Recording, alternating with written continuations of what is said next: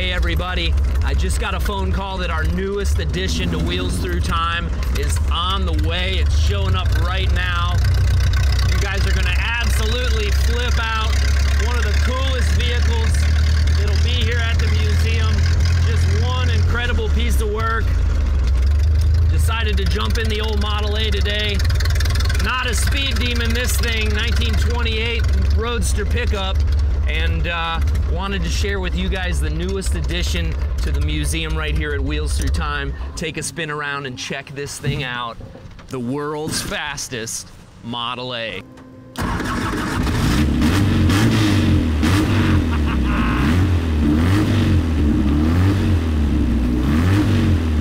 Here she is, guys. The newest addition to Wheels Through Time.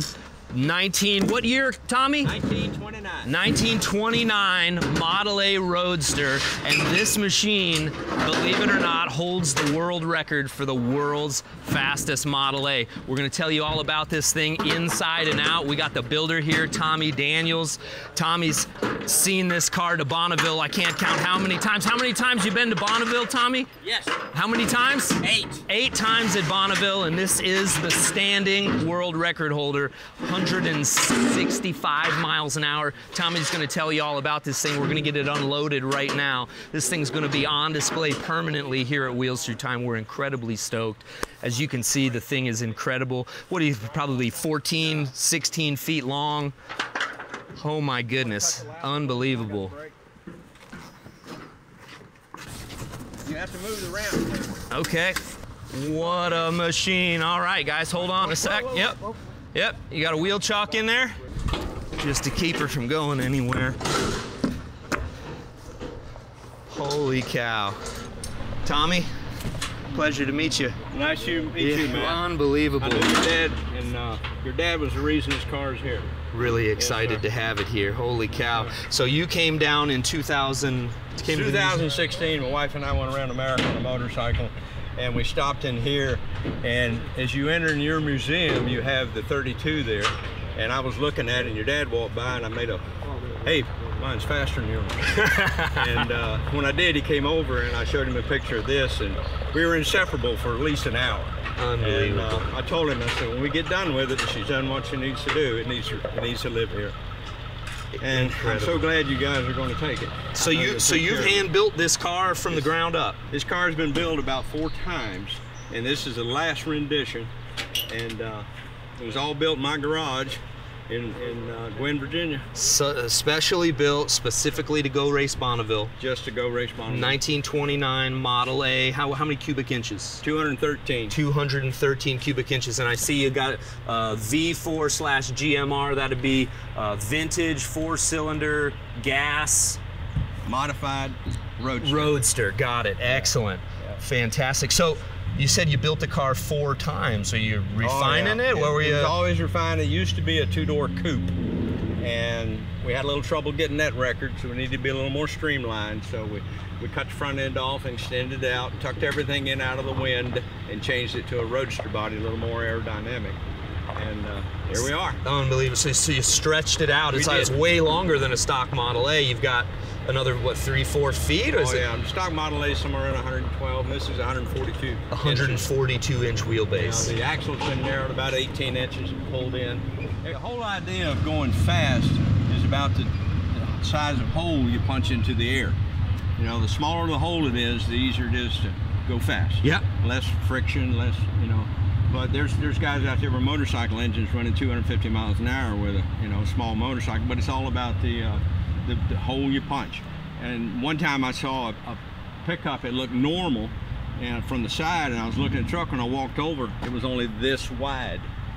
He'd sectioned the whole truck and sectioned the whole thing wide enough for a person to fit in, and that's it. But it's all about the hole you punch. All about the hole you punch. So this car is made mostly out of, you got a steel frame chassis. Right. You built it out of tube, or right. is it? It's channel for the main strength, and then the rest of it's tubing. We see it when we undress it. But this is fiberglass, and all this is fiberglass. All of it's fiberglass. Yeah. So that doesn't weigh too much. Overall, the car weighs about 2,800 pounds. 2,800 pounds, and it makes, what sort of power are you making? 345. 300. Henry made 26. We made 325. 345.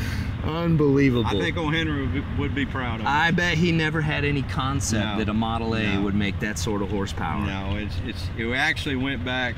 We dry sumped the motor and went back a year later and ran on the first pass 170 and change, and we had from here to your gate to go, and it sheared the bolts off in the crankshaft of the flywheel, and it coasted, and we still ran 170. Still ran 170. Yeah. But that was a one-way run. That was a one-way run. So your record, the actual official record that you guys hold is just a couple miles an hour slower than that, or? Yeah, 165.442. 165.442. That's an average two-way pass. Out in Bonneville, if you break the record, they put you in the impound, so you can't change anything funny, and then you leave it there overnight, and next morning you're given preference to first to run, and they average the 2 runs. They let you, all they let you do is fuel up if you need it, but it does. It's a 4-cylinder. It doesn't burn much fuel. It doesn't burn much fuel. What sort of size gas tank do you have in here? It's probably the gas tank's up here, and it's about 5 gallons. 5-gallon gas tank, good for a couple runs. We get 4 runs. 4 runs on a 5-gallon tank. In the back is a 35-gallon water tank. It serves 2 purposes. One is weight, and the other is it has a 440 Chrysler Marine cooler. And when the engine gets hot, it says I'm hot, and it turns on the pump from the rear, and it goes up and cools the cooler down. It works perfectly. The car will run at least an hour before it gets hot. Run an hour before it gets hot. Now looks like there's plenty of room in here. You're not incredibly squeezed in. No, the man that set the record is 6'3", and he fits him perfect. Everything was built just to fit him. Because once you're in here and your harness is on with the arm restrictors and everything, you can't raise your arms any higher than the side of the car. So everything has to be within reach of him. All the gauges, the fire shutoffs, the fuel shutoffs, the brake. This is your brake, you know. Hand brake, look at this. Hand brake. Right next to the shifter. Right next to the shifter. Okay, Don't grab the wrong one. And these I see Fuel X, driver, engine. What are those, fire extinguishers? Those are fire extinguishers. It has onboard fire system. We have one nozzle in here that blows at your feet, and hopefully the fire extinction agent will come back and cover you up. And then we have two of them for the engine. If the engine were to throw a rod or something, it would oil went everywhere. It would hopefully put the fire out. Unbelievable. Yeah. So I see your tack right up front. Yep. You said you got how many? What sort of RPMs is this thing pulling? Around 7,000 at top speed. Yes. That's pretty good for a Model A. It just comes off and you just crawl right in there. So what's this? They say it says aim for the mountain. Yeah, this out in Bonneville, the starting line is 25 miles before the mountain, and you don't really drive this car. You just kind of aim it, and you hold it. You don't want any rash moves at 170, so you know you just aim for the mountain, and she'll drift over, and she'll just get the sweet spot and go. Unbelievable. Well, let's get the hood off of this thing and check out where all the magic happens. I can't wait to hear more about this vehicle, guys. This is as cool as it gets. Jeffro. Henry Ford never had any concept of a Model A going 170 miles an hour. You see my old Roadster pickup over there? That thing's good for about 30, 35 miles per hour. I don't think we're going to be racing anytime soon. Unbelievable. Really, really cool, guys. I'm just totally blown away. Yeah, we'll get him undressed here. So the stacks come out. We got all the screws out. Yep. This is where the magic really happens under the hood. I can't wait to see what this thing looks like. I know how my old greasy and grimy Model A looks, and this is obviously going to be a far cry from that. Let's set it over here in the grass. So tell us what we're looking at, Tommy. Okay. Let me get these back in so nobody drops nothing in her. Wow, look at this. Holy cow. All right, right here is the Model A engine, and it has a Chevrolet head on it. And we had the engine out one time. We had a Gemsa head on it. Jiggler Joe Gemsa was supposed to be the man back in the 60s. And so we went to great lengths to buy one of the 30 heads that he created, and it didn't really work out that well. So we had the engine back in Richmond, and the block was sitting on the table, and the guy from Charlotte came in with a pair of SB2 NASCAR heads. And this is a NASCAR head. This is a NASCAR head, and one of the guys grabbed it and said, "You know what?" And he plops it on the Model A, and he says, "You know, this thing will run now. It's got a Chevrolet head on it." And the machinist was looking at him and laughing at him, and he walks over and he says, "Wait a minute." And he slides it down here, and these 2 cylinders line up with the push rods, and they slid it down here, and these 2 lined up. So they took it over to the bandsaw and cut it half in 2 and pushed it out. Then they welded it back up. To do that to a NASCAR head's pretty funky. You're not kidding. I mean, how many of those heads are out there? Not, well, that's pretty much what they always, you know, all those guys ran. Chevrolet made a better one, but they thought it was better, but the guys still go back to these. It's a very good head. It flows some fantastic numbers on the airflow bench. So it's a happy coincidence that it all lined up. Sky opened up. And then you had to cut it in half. Cut it in half. And weld it back slide together. It out. We talked to Hilburn, who made the fuel injection. You got to remember, this is vintage. And when you say vintage, you cannot run any computers or things like that. This is mechanical fuel injection designed back in the 50s, tries to pump off the camshafts, and it's just all mechanical. So, but then we told Hilburn, they said, no problem, when we cast this, we'll just push it out 3/4 of an inch, and that's what they did. Wow. So this is a 440 Chrysler Marine cooler, and the engine circulates its fuel. It's got a 65-gallon Mezier pump here, and it circulates until a sensor in the back says, all right, I'm hot. And when it says I'm hot, this controller picks up, and there's a 35-gallon raw water tank in the back, and that pumps up and cools the cooler down, and the motor comes back down to cool temperature. It works perfectly. We could probably run the car at least an hour like that. Before it ever got There's hot. no air entry, and you know, it's all about that hole you punch in the air. There's no air entry into the car. This is the oil for the engine. It's dry sump. It has a 3-stage pump, scavenge pump, pressure pump, and I don't know what the other one does. Look at the size of these oil lines. Yeah, they're massive. Yeah, if you could see. Yep. See the barrels of the 4 original Model A jugs right there. Oh yeah, unbelievable. There it is right there. So you were telling me about the belly pan, or the oil sump. The oil sump. You changed all this to. Yes, it's dry sumped, and a Model A comes with a 3-main crank. And if anybody knows anything about Model A's, you know, they'll snap the crankshaft anything much over 3,500. So we found a guy in Texas that took a piece of 4140 and carved out a 5-main crank. Out of one piece. Out of one piece. He's a machinist. And Ron Kelly, I believe. And he took a piece of 3-inch aircraft aluminum, made his 5 mains, capped his 2 new ones, and then studded the motor and slid the whole stuff up into it. And who knows how many RPM it'll turn now. That's it. So it went from 3,500 RPM to a 7,000 for sure. Easy. Unbelievable. So for those of you guys maybe not familiar, 3 main bearings on the crank. 1 on the front, 1 in the middle, 1 in the back. So what that does is makes considerable distance in between the supports for that crankshaft. As you're spinning that thing up, you want it supported as best it can. They went ahead and added 2 in the middle, and I shouldn't say added 2 in the middle. They fabricated a whole new setup down low, makes the engine infinitely stronger. It's all made out of one piece. And yeah, it's very hard to do with a stock crank because we broke one on a dyno at 3,600. It just snapped off and floating around all in the belt. Holy cow! And so dry sump. This is the fuel tank. Fuel just 5 gallons. About 5 gallons. Yep. You see all the little marks, and what they do, you have to buy fuel from Bonneville. And due to the 5,000 foot sea level, this engine did best on 110.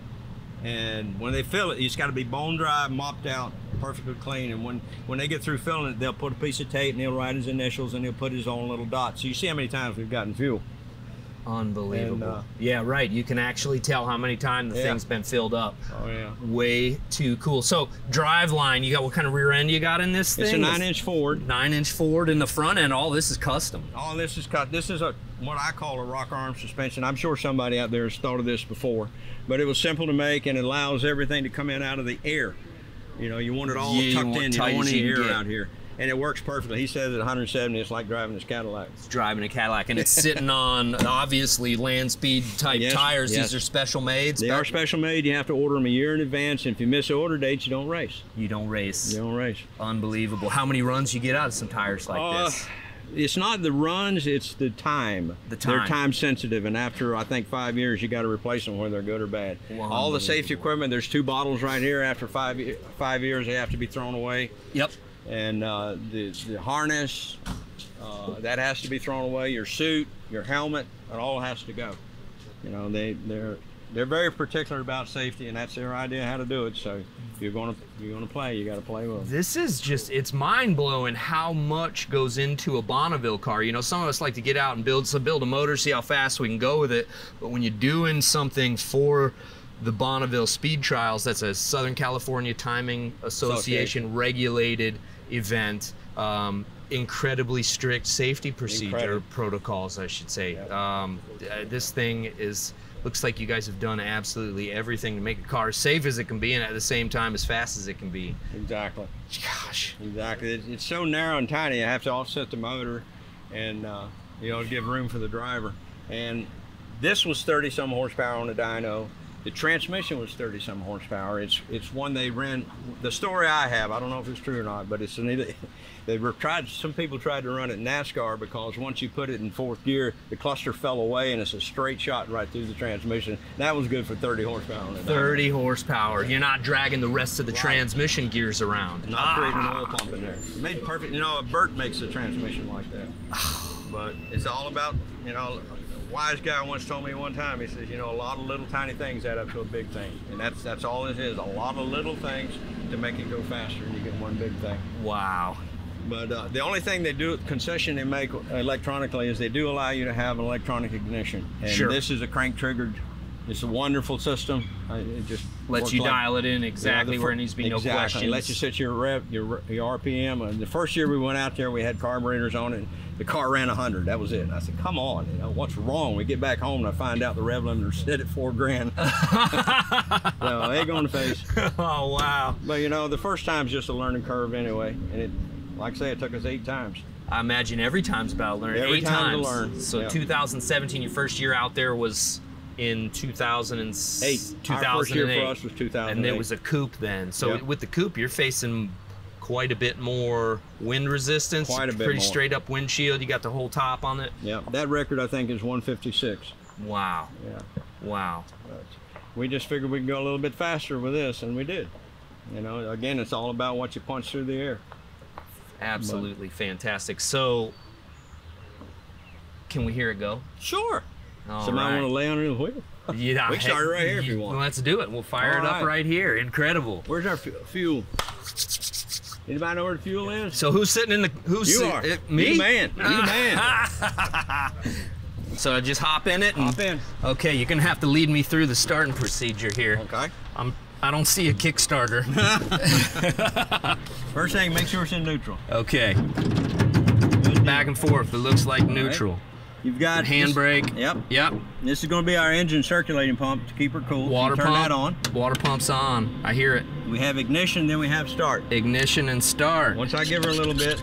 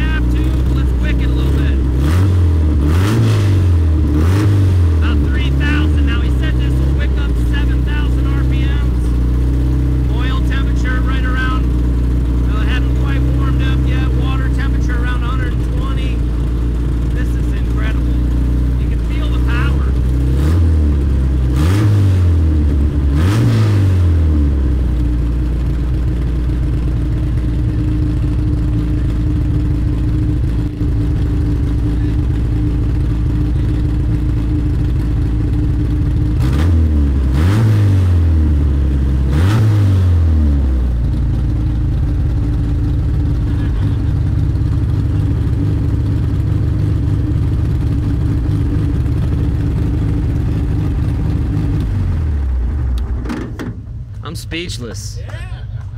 There's an interesting story about the camshaft. The camshaft, of course, it has to be made just for this engine. And Comp Cams made 4 cams for us. And when they went to heat treat it, they would break them. So too brittle? Whatever they were doing, they were breaking them. And they said, and it was getting close to Bonneville, and so they called up Ed Escuderian's family and say, oh, Ed wouldn't by chance have a couple old blanks around for a Model A. And they said, you know what, I think he does. And they sent him one, perfect. No way. Yeah, they ground the profile we wanted, heat treated it, and something he cast way back in the 50s. Way back in the 50s. Holy hell. And that's what's in it right now. Unbelievable. You got to remember the cylinder block's 90-something years old. 90-something years old. He's older than I am.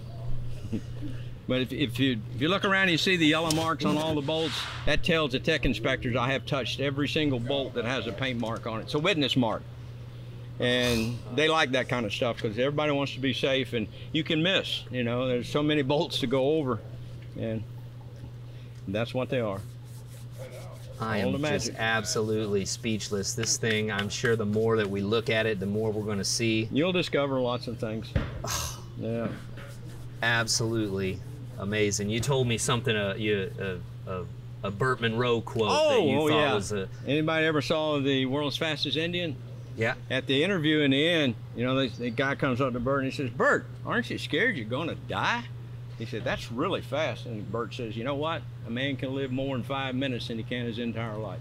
And that's the way it is with this. If you're going to die, I'd rather roll over in this than somebody changing my diaper. Gonna die is something. Might as well be fun.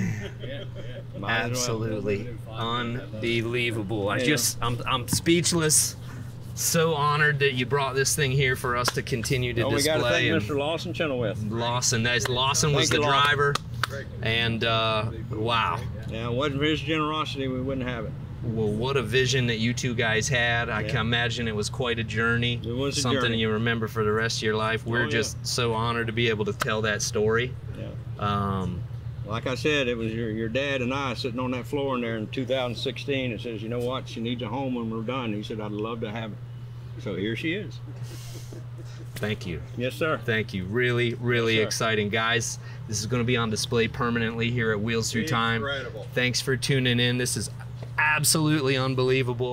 My mind is blown. Now, you also mentioned, he said when he got here, he said, now if you guys ever want to take this thing out, she's ready to go. Ready to go. Put gas in it. Make sure the tires are pumped up to 90 pounds. Yep. I'm gonna call you first. Yeah, call me. I'll crew chief for you. Holy cow. Yeah, we'll fly out, or I'll fly out, and you guys take it out. You know, I'll come in and but anyway, she when she hurt herself the last time, we took a machine shop and we fixed the bolts and they blew it down, and she's good to go. She's in perfect shape. She should be ready for another record.